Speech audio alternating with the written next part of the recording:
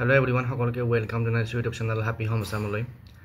আজিৰ এই ভিডিঅ'টিত APSC তৰফৰ পৰা ওলোৱা বা অসম লোকসেৱা আয়োগৰ পৰা ওলোৱা কিছু সংখ্যক চতুৰ্থ বৰ্গৰ ভেকেন্সি কাৰণে গ্ৰেড 4 ভেকেন্সিৰ কাৰণে যিটো এডভাৰটাইজ ওলাইছে এইটো শ্বেয়াৰ কৰিব বিচাৰিছোঁ। আশা কৰিছোঁ ভিডিঅ'টো সকলোকে চাব আৰু যিসকলে চেনেলটো নতুনকৈ আহিছে ছাবস্ক্ৰাইব কৰি ল'ব।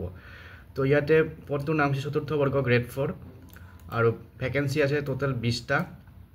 তাৰপিছত ইয়াতে আনৰিজাৰ্ভড আছে 10টা ভেকেন্সি আৰু OBC কাৰণে আছে 5টা। তাৰপিছত টি ট্ৰাইবছৰ কাৰণে আছে এটা, চাহ জনজাতিৰ কাৰণে, আৰু SC কাৰণে আছে 2টা। তাৰপিছত ST প্লেনৰ কাৰণে এটা আৰু ST হিলছৰ কাৰণে এটা। তো টোটেল 20টা ভেকেন্সি আছে আৰু অনলাইন আবেদন ষ্টাৰ্ট হ'ব অহাকালিৰ পৰা 9 তাৰিখৰ পৰা আৰু লাষ্ট ডেট হৈছে 9/10/2025 আৰু 9 অক্টোবৰ 2025 আৰু এপ্লিকেশ্যন ফি জমা দিয়া ডেট হৈছে 11 অক্টোবৰ। আৰু পে স্কেলটো যিটো আমাৰ গ্ৰেড 4ৰ কাৰণে যি পে স্কেল থাকে 12,000 টকাৰ পৰা 52,000 টকা আৰু 3,900 গ্ৰেড পে পেন মানৰ। তাৰপিছত আৰু কি কোৱালিফিকেশ্যন লাগিব যে আমাৰ অসমৰ স্থায়ী বাসিন্দা হ'ব লাগিব।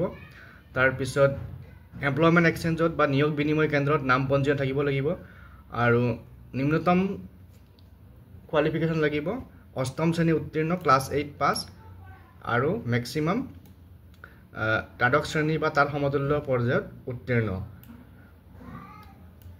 গতিকে যিসকলৰ হাই ছেকেণ্ডাৰীতকৈ বেছি পাছ কৰিছে তেওঁলোকে এপ্লাই কৰিব নোৱাৰিব। তাৰপিছত বয়সৰ সীমাটো আছে 18 পৰা 40 বছৰ আৰু বাকী চৰকাৰী নিয়ম মতে ৰেহাই পাব যিখিনি আমাৰ সংৰক্ষিত শ্ৰেণী আছে, অনুসূচিত জাতি, SC ST। তাৰপিছত যিসকলে ইণ্টাৰেষ্টেড তেওঁলোকে এপ্লাই কৰিব পাৰিব আৰু প্ৰথমতে এটা ৰিটেন টেষ্ট হ'ব।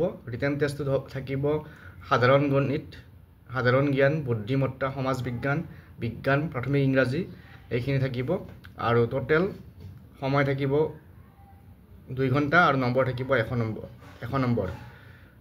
গতিকে আৰু এপ্লিকেশ্যন ফিজ আছে এটা, এপ্লিকেশ্যন ফিজ 47.20 পইচা অৰ্থাৎ প্ৰায় 48 টকা এপ্লিকেশ্যন ফিজ দিব লাগিব।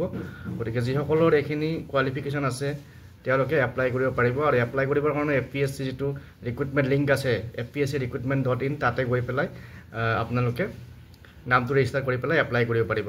গতিকে আজিৰ এই ভিডিঅ'টিত এইটো এডভাৰটাইজমেণ্ট শ্বেয়াৰ কৰোঁ। নেক্সট ইয়াৰ লগত জড়িত আৰু ভেকেন্সি ওলালে জনাম। ইয়াতে পৰীক্ষাৰ কাৰণে জোন ৱাইজত চেণ্টাৰবিলাক হ'ব। শিলচৰ আছে চেণ্টাৰ, যোৰহাট আছে, নগাঁও আছে, তেজপুৰ, কোকৰাঝাৰ, গুৱাহাটী।